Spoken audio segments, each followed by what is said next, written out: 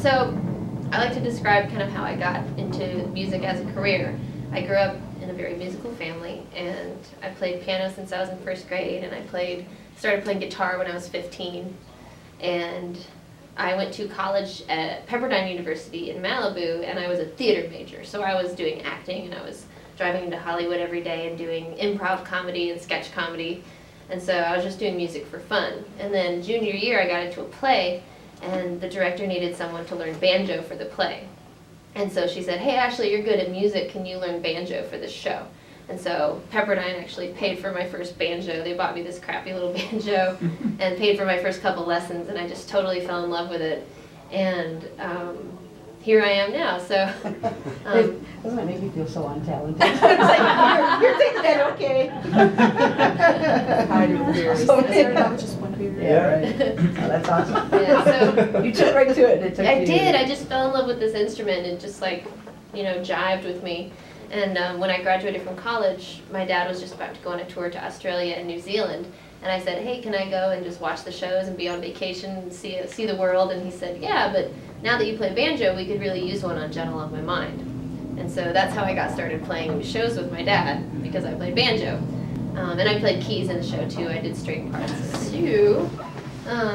So I continued touring with my dad, moving on with this story. How many of you are familiar with or have heard of the documentary about my dad? Yeah. Anyone seen it? Not yet. Not yet. Okay. It's on Netflix if you want to check it out. WM, take it away. We were giving them away actually. We did. Oh, yeah. really? That's so cool. Yeah, we did a promotion with them. Okay, so I'll just explain how it all came about. In 2011, we were about to go out and tour my dad's newest album, Ghost on a Canvas, and he got diagnosed with Alzheimer's disease. He was having some memory problems, so we took him in and got him checked out, and he had Alzheimer's. And so we were like, what does this mean for the tour? Should he keep playing? Because people were starting to notice too. And so he just decided that he wanted to keep touring, and so we would just tell everyone what was going on with him. And the first show, we were just like, I don't know what's going to happen. This is going to be interesting. Are people going to want to see this? And turned out to be completely sold out. And the second he walked on stage, people just stood on their feet and started cheering so loud, and it was amazing.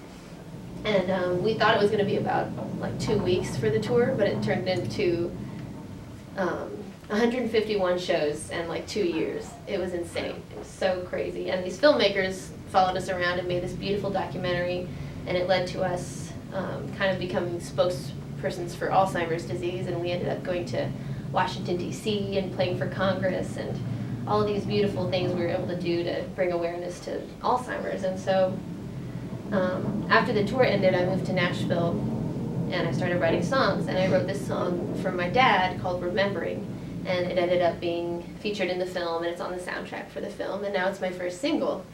So I'd love to play that for you. I wrote it to kind of describe what I was going through, and still am, which is going from your parents taking care of you to you taking care of your parents.